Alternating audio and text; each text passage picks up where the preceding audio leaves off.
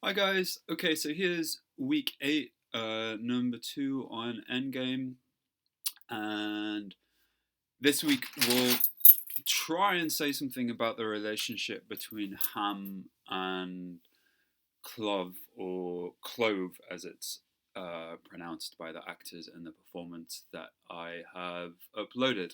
Okay, so Ham and Clove are the two main characters in Endgame. And by that, I mean that they are the two characters with the most lines. Because Endgame is kind of a play in which nothing happens, or in which it's quite hard to talk about what happens, it's even possible, I guess, to argue that there is no protagonist in Endgame, because a protagonist is by nature someone who brings something about in a drama, or someone who makes things happen in a drama. And the world of Endgame is not really one in which things can or do happen. So, yeah, maybe one question thinking about it is whether or not we can describe the players having protagonists. But nonetheless, Ham and Clove are the two characters who speak the most. Um, so yeah, it's not clear how long they've known each other, and it's not clear how they came to be in the relationship that they're in. Um, at one point, Ham asks Clove whether or not he remembers when he came to be in his house, and Clove says that he does not know. Ham suggests also that he kind of took in Clove, that he took care of him and looked after him earlier, but again, you don't really get any details of how that happened. Um, but despite all of this, we can still say things about their relationship as it appears in the present of the play. So, first of all, and most obviously, Clove appears to be Ham's kind of nurse, his servant, and or his carer. He wakes up Ham at the start of the play, and Ham is clearly used to giving Clove orders. He's used to being in a kind of position of authority over him. Ham's position as a blind person who cannot stand means that he is dependent on Clove for everything. And despite this, Ham clearly feels superior to his servant and kind of plays the role of the master. Clove appears to deeply resent his position. At the same time, however, he does nothing to break the dynamic, and he even starts it by unraveling Ham at the start of the play by taking the sheet off. So we could even ask ourselves whether or not it's Clove who um, brings about the whole relationship at the start of the day. Um, at several points, Clove tells Ham that he will leave him, but then he does not. The closest we get to Clove actually leaving is at the very end of the play, and we'll look at that bit a bit later.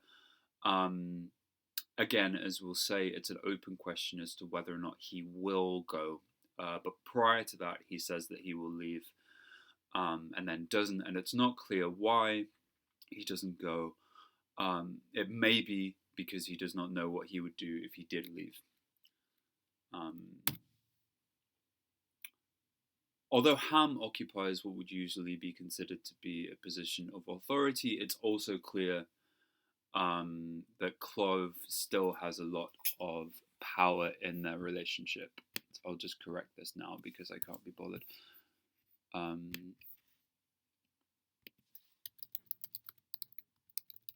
Sorry, guys, I'm a bit tired this morning, so there will be a few typos, but I'll do my best to correct them as we go along. So yeah, significant amount of power in their relationship. It's Clove who wakes up Ham, and Ham needs Clove in order to have his own basic needs met. One refrain throughout the play is Ham's request for his painkiller, which he never gets. The first time that Ham asks for the painkiller, Clove insists that it is not yet the correct time for Ham to take it, and the final time that he asks, Clove tells his master that there are none left, so that there aren't any more painkillers. Ham becomes upset when he realizes at another point that Clove may not want to hear a story that he has to tell, And in another section on eCampus, Ham has Clove look repeatedly out of the window, even though both characters kind of know that there's nothing to be found there.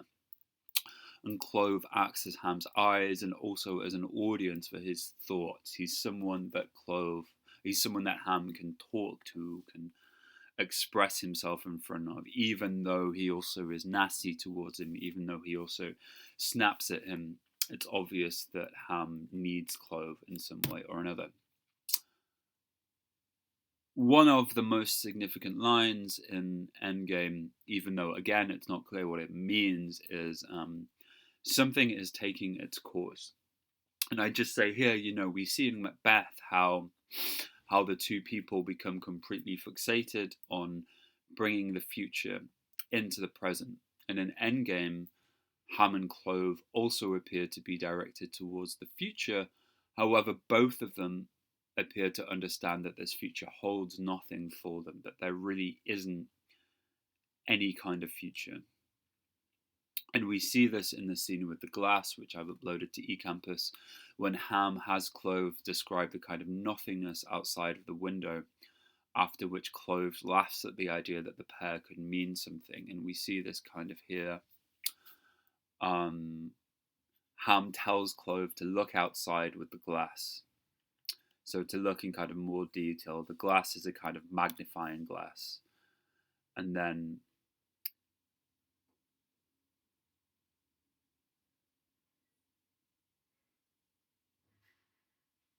Clove looks with the teroscope, says 0, 0, and 0. Ham says nothing stirs. All is. Clove is about to say 0, and then Ham finally cuts him off, says, wait till you're spoken to. And then says, all is what? Clove says, what all is in a word? Is that what you want to know? Just a moment. So Clove says, look, do you want me to tell you what everything is? Do you want me to tell you what it's like outside? Because Ham can't see and he can't stand up to look out the window. And Clove pauses and says, corpsed. Corpse is not even really a word, but it means kind of turned into a corpse. All is dead, all is lifeless. And he goes on to describe the sea. There are no gulls, no birds, all gone, all grey, grey, grey. And if you see this in the performance, you can see how the kind of language builds. And Ham finally says, Clove, finally says, something is taking its course, in response to Ham's question, what's happening? So something is happening, something is taking its course, but we can't say what it is. And even this kind of, the way in which this line is expressed, the way in which the grammar of the line functions, serves both to kind of trap, I think, Ham and Clove within this something, within this thing which is taking its course, but at the same time, they have no capacity really to interact with it, to change it, or to express themselves through it. So you get this kind of sense that, again, as I just say here, there's a passive and uncertain relationship towards time and towards the world. You get the sense that time is passing, something has taken its course, and time must be passing because Ham and Clove are in some way alive. They're conscious that the moment that they're in now is not the same as the moment that they were in previously. That's what the experience of time passing is.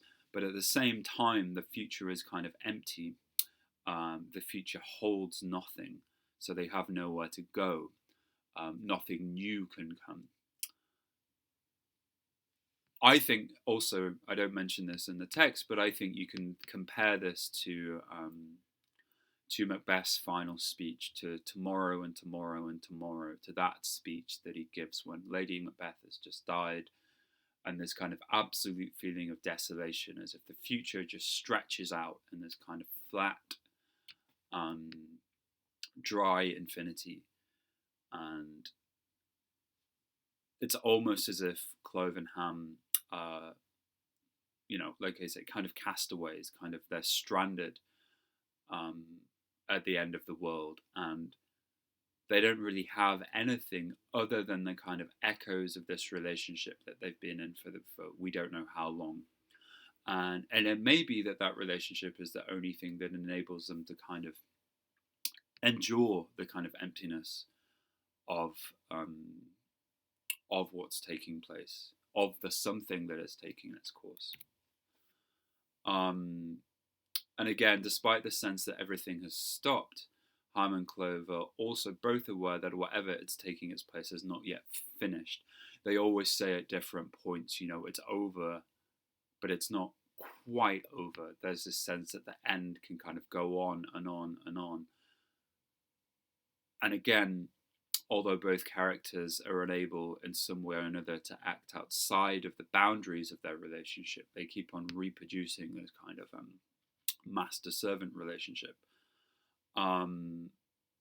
Clove gives a speech at the end of the play, which is kind of the expression of his own thoughts and feelings after he's resolved to leave Ham for good.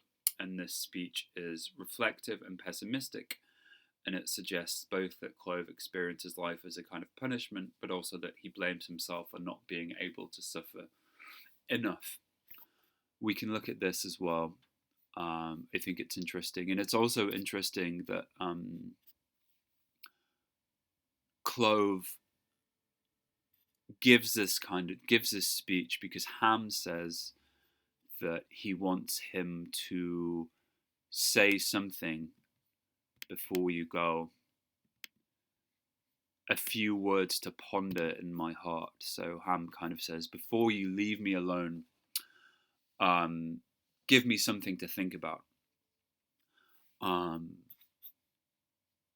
in response to this, Clove fixed gazed tonelessly towards the auditorium. So again, you can see this in the version of the speech that I've put on eCampus, but Clove is supposed to kind of speak without much feeling, and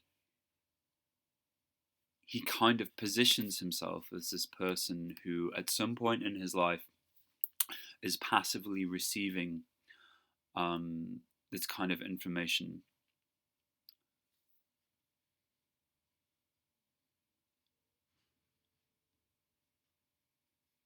And again, this kind of repetition of, they said to me, that's friendship. They said to me, here's the place. They said to me, come on now, you're not a brute beast. And it's as if Clove is remembering, recollecting experience, but the repetition itself also kind of takes on this mechanical quality. It's not even clear if anyone said these things to him, or if he's just echoing someone else's thoughts. And again, Clove, you must learn to suffer better than that if you want them to be weary of punishing you. So you get this sense that Clove experiences life as a kind of suffering, but at the same time, he is so masochistic that he also suggests that the only thing that he can do to get out of this situation is to suffer even more, and that in some ways he's to blame for his own suffering because he hasn't suffered enough. And then we have this kind of deeply pessimistic final statement where he says, I say to myself that the earth is extinguished, though I never saw it lit. So it's as if everything has died, it's as if everything has gone out, but he never saw it lit. And interestingly, we get this kind of final exchange between the two, where when Clove is about to leave, Ham says, I'm obliged to you, Clove, for your services. And again, you can see this in the way this is performed. Sometimes as if Ham, really wants to say something more emotional, maybe really wants to say something more profound about his affection, maybe after all of this for Clove, but he doesn't say that. He says, "I'm obliged to you," so it's as if he can't quite express himself. And then Clove says, "I'm obliged to you," and Ham says, "It's we who are obliged to each other." So again, we could maybe read this as a kind of friendship, as a kind of expression of affection between the two, or we could read it as two people who just are so empty and who represent such a kind of hollowed out relationship now that all they can do is kind of repeat um, the different formalities of their lives and the different formalities of what this relationship is supposed to represent. And yeah, in the final moments of the play, Clove finally insists that he will leave and packs his things as if to go. Rather than leave, however, Clove simply stands there as Ham, believing that Clove had gone, calls out to his silent father, tries to put on a brave face. In English means when you try to pretend that you're feeling better than you are, and suggests that the whole relationship may still be a game between the two characters. So we can see this here. Sorry, not here, this one.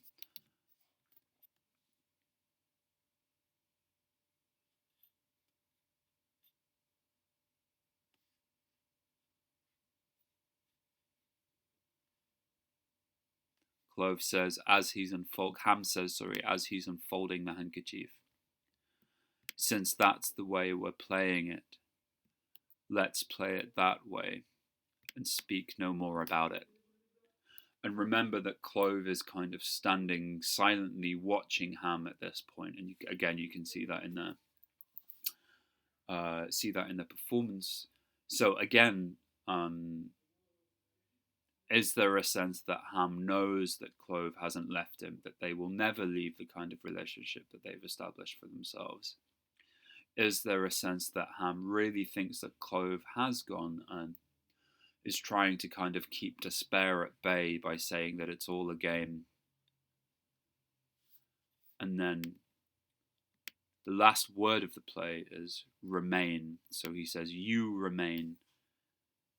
And it's a question as to whether or not Ham is talking to Clove at the moment, whether or not he knows that he's still there, whether he's talking to himself and he knows that he will be in this kind of helpless situation potentially forever,